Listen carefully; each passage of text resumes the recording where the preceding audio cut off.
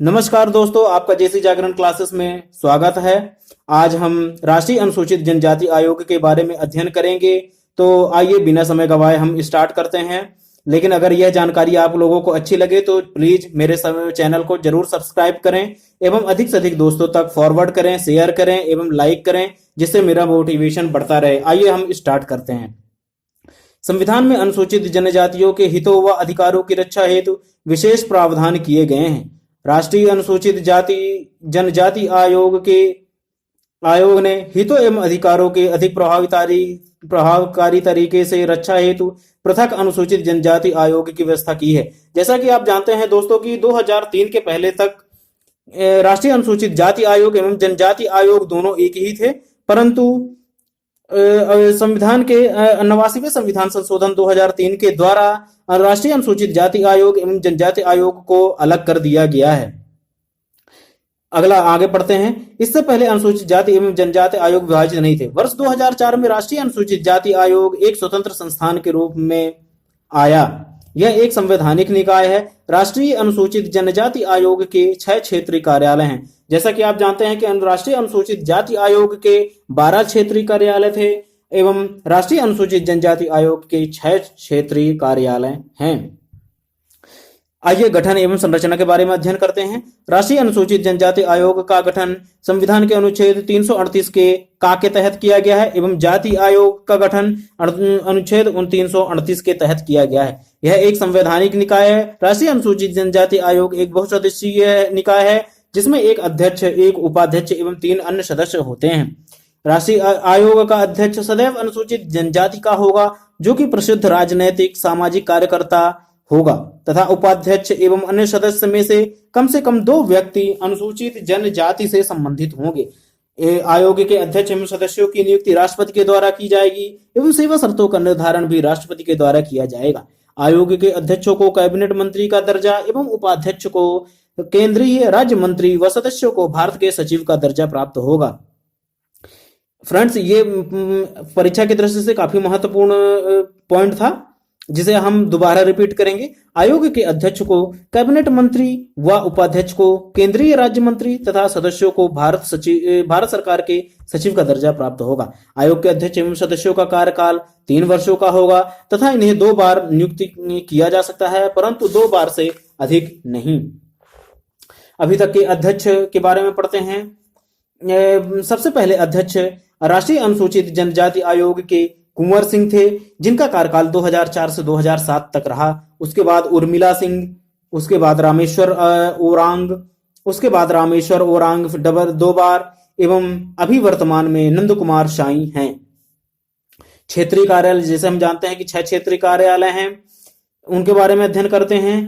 6 क्षेत्रीय कार्यालयों में पहला है मध्य प्रदेश, राजस्थान, उड़ीसा, झारखंड, छत्तीसगढ़, मेघालय। इन सभी का कार्यालय इनकी राजधानियों में स्थित है। कर्तव्य, कार्य एवं कर्तव्य। संविधान के अनुच्छेद 338 के 5 के तहत आयोग के कार्यों के बारे में विस्तार पूर्वक जानकारी प्रदान की गई है। आइए उनके कार्यों को पढ़ते हैं। संविधान द्वारा प्रदत्त उपबंध या किसी अधिनियम द्वारा या किसी सरकारी आदेश द्वारा प्राप्त उपबंध की जांच एवं कार्य का मूल्यांकन करना। अनुसूचित जनजाति आयोग के लोगों को मिले अधिकारों से संबंधित विशेष शिकायतों की जांच करना। राज्य या केंद्र के तहत जनजातीय लोगों की सामाजिक आर्थिक विकास से संबंधी योजनाओं के निर्माण में भाग लेना व परामर्श देना तथा विकास की गति को पर नजर रखना। किसी जनजाति वर्ग को अनुसूचित जनजाति में शामिल किए जाए या इस बारे में राष्ट्रपति को परामर्श देना। राष्ट्रपति को जनजातियों के अधिकारों एवं विकास के बारे में प्रतिवर्ष रिपोर्ट तैयार करना एवं देना। अनुसूचित जनजातियों के संरक्षण, कल्याण व विकास व प्रगति के संबंध में ऐसे अन्य कार्यों को जिन्हें राष्ट्रपति संसद द्वारा बनाई गई विधि के अधीन विनिर्दिष्ट करे, उसका निर्वहन करना। अन्य कार्य 2005 में राष्ट्रपति ने अनुसूचित जनजातियों की सुरक्षा, कल्याण, विकास व उन्नति के लिए आयोग के कुछ अन्य कार्य भी निर्धारित किए हैं, जिनके बारे में हम पढ़ते हैं। वन क्षेत्र में रह रहे अनुसूचित जनजातियों को लघु वनोपज पर स्वामित्व देने का अधिकार प्रदान किया गया है। कानून के अनुसार राष्ट्रीय अनुसूचित जनजाति समुदायों के खनिज, तथा जल संसाधनों पर अधिकार को सुरक्षित रखा गया है। जनजातियों के विकास एवं उनके लिए अधिक वहनीय आजीविका रणनीतियों पर काम करने संबंधी उपाय की व्यवस्था की गई है। विकास परियोजनाओं द्वारा विस्थापित जनजातीय समूहों के लिए सहायता एवं पुनर्वास उपायों की प्रभावकारिता बढ़ाने के संबंधी उपाय किए गए हैं। जनजातीय लोगों का भूमि से विलगाव रोकने के उपाय तथा उन लोगों का प्रभावी पुनर्वास करना जो पहले ही भूमि से अलग हो चुके हैं।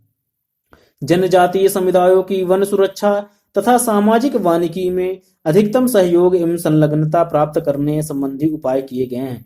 पेशा अधिनियम 1996 का पूर्ण क्रियान्वयन करना सुनिश्चित किया गया है। जनजातियों द्वारा झूम खेती के प्रचलन को कम करने तथा अंततः समाप्त करने संबंधी उपाय, जिनके कारण उनके लगातार अशक्तिकरण के साथ भूमि तथा पर्यावरण का प्रदन होता है। प्रतिवेदन एवं रिपोर्ट। आयोग अपनी प्रतिवर्ष प्रतिवेदन राष्ट्रपति को प्रस्तुत करता है। यदि वह आवश्यक समझे तो इसके पूर्व भी कर सकता है। राष्ट्रपति सभी रिपोर्टों को आप जानते हैं संसद के समक्ष प्रस्तुत करेगा। अगर संसद इसे मानने से या इनके निर्णयों पर अस्वीकृति जाहिर करती है तो उसका कारण स्पष्ट करना होगा। यदि वह किसी राज्य से संबंधित विषय है तो राष्ट्रपति द्वारा संबंधित राज्य के राज्यपाल को सौंपा जाता है एवं राज्यपाल भी उसे विधानमंडल में प्रस्तुत करता है। शक्तियां।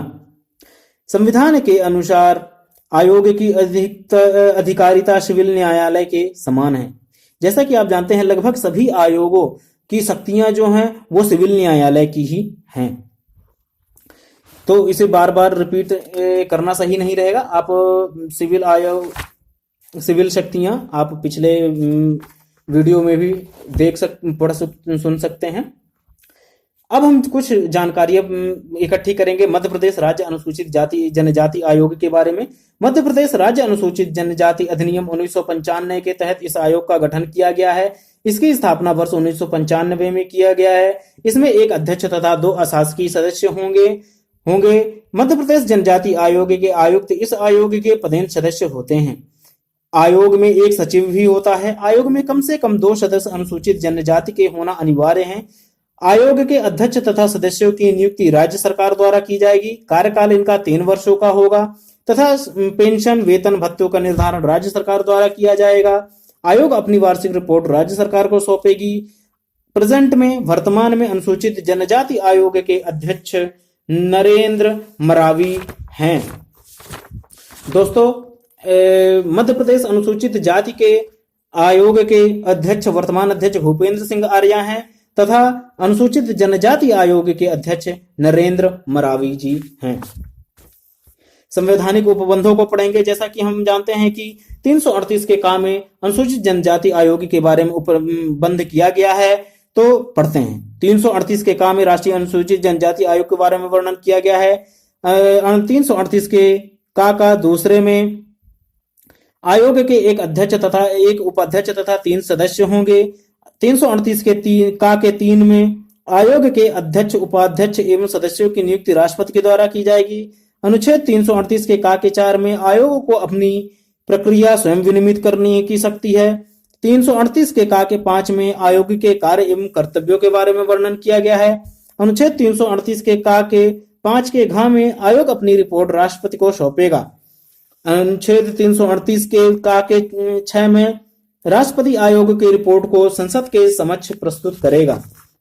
338 के 7 में राष्ट्रपति आयोग की रिपोर्ट को संबंधित राज्य के राज्यपाल को सौंपेगा। अनुच्छेद 338 के 8 में आयोग को अपनी कृत्य को करते समय सिविल न्यायालय के समान शक्तियां प्राप्त होंगी। अनुच्छेद 338 के 9 में केंद्र एवं राज्य सरकार अनुसूचित जातियों के संबंधित कोई भी नियम अगर बनवाएंगी तो आयोग से परामर्श करेंगी। तो फ्रेंड्स, हमने राष्ट्रीय अनुसूचित जाति आयोग के बारे में डिटेल जानकारी ले ली है। इसके बारे में शॉर्ट में अब अध्ययन कर लेते हैं। तो इसका स्वरूप संवैधानिक होगा। गठन जो होगा अनुच्छेद 338 के अनुसार होगा। संरचना अध्यक्ष उपाध्यक्ष तथा 3 अन्य सदस्य होंगे। अध्यक्ष तथा सदस्यों की नियुक्ति राष्ट्रपति के द्वारा की जाएगी। इनका कार्यकाल 3 वर्षों का होगा। अध्यक्षों एवं सदस्यों की सेवा शर्त एवं पदावधि का निर्धारण राष्ट्रपति के द्वारा किया जाएगा। रिपोर्ट राष्ट्रपति को सौंपी जाएगी। प्रथम अध्यक्ष कुंवर सिंह थे। वर्तमान अध्यक्ष नंद कुमार शाही हैं। स्थापना 2004 में किया गया है। मुख्यालय दिल्ली में है। नोडल एजेंसी है जनजाति मामलों का मंत्रालय।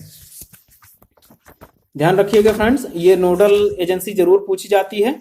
लेकिन ये भी ध्यान रखिएगा फ्रेंड्स कि राष्ट्रीय अनुसूचित जाति आयोग का जो नोडल है वह है सामाजिक न्याय एवं अधिकारिता मंत्रालय। क्या? सामाजिक न्याय एवं अधिकारिता मंत्रालय। एवं राष्ट्रीय अनुसूचित जनजाति का है जनजातीय मामलों का मंत्रालय। तो ये टॉपिक आज यहाँ खत्म हुआ। आज हमने राष्ट्रीय अनुसूचित जनजाति आयोग के बारे में अध्ययन किया। अगर यह आपको जानकारी बहुत अच्छी लगती है तो please subscribe my channel JC Jagran classes और प्लीज शेयर दिस वीडियो, जिससे अधिक से अधिक लोग जानकारी इकट्ठी कर सकें एवं अपने एग्जाम को सफल बना सकें। तो अब विदा लेता हूं। जय हिंद, जय भारत।